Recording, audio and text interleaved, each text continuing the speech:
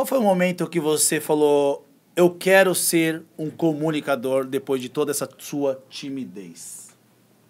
E se eu te disser que eu nunca tive esse momento? Eu nunca tive esse momento. Um pouquinho, daqui a pouco eu começo a aparecer aí. Fala aí, galera do Instagram, sejam muito bem-vindos.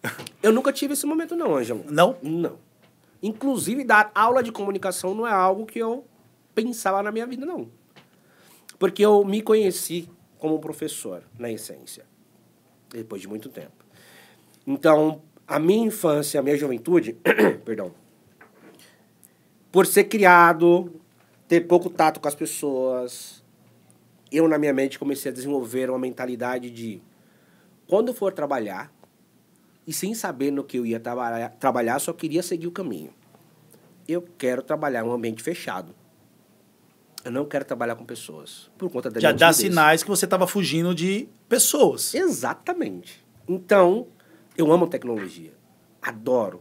Então, sempre estou buscando alguma coisa diferente na tecnologia. Então, eu criava ali na minha mente de que eu queria trabalhar com informática. Numa sala reservada, num ambiente fechado, sem ter que dar satisfação para ninguém. Talvez só para o dono da empresa ou para o líder. Mas eu não queria falar com pessoas. E aí começou uma jornada muito louca na minha vida. E por conta dessa timidez, por conta dessa extrema vergonha que eu tenho, pode não parecer agora, mas eu comecei algumas coisas atrasado na minha vida. O primeiro beijo aconteceu tarde, comparado a outros meninos. Então foi com 15 anos de idade, ainda foi na Bahia, e foi um beijo roubado, a menina me beijou. Sério. Sério. E aí, pra você ver que eu não tinha essa habilidade, os trejeitos de chegar pra trocar ideia com as meninas. Jamais eu ia chegar. Muito tímido, extremo.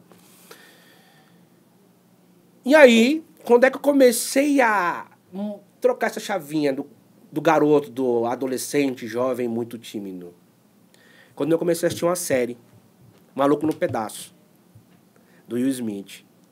E eu prestava atenção ali que ele fazia graça, e toda vez que ele fazia graça, tinha gente próxima a ele. Eu falei, pô, apesar de eu querer distanciar das pessoas, mas já, eu falei, é uma necessidade que eu tenho.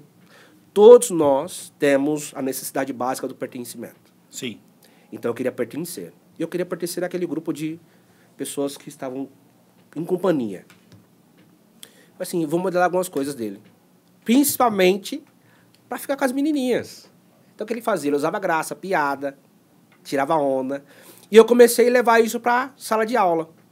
E aí eu fui começando a me conectar com os rapazes da época que eram mais zoeiros.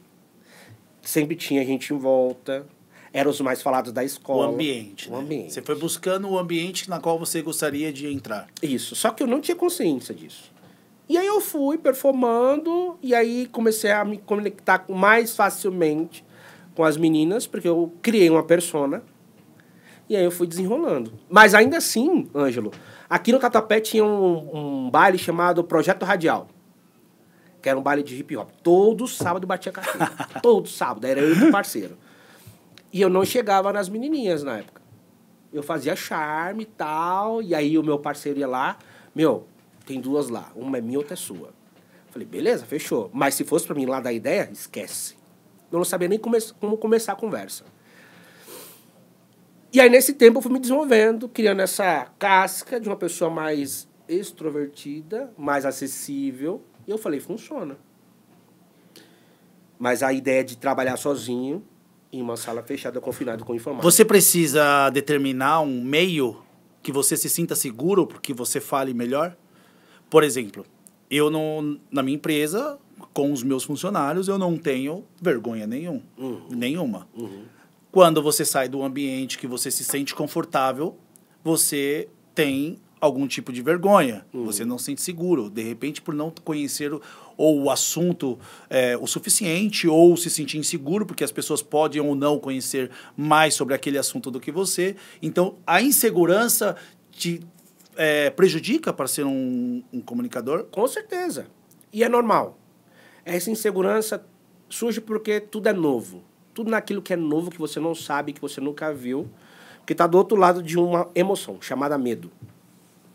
Então, a gente tem medo daquilo que a gente não conhece.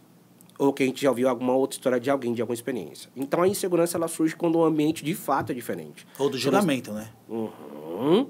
Tanto é que uma das coisas que as pessoas costumam dizer, que está lá, que o segundo maior medo do ser humano é de falar em público. Eu não acredito nessa tese.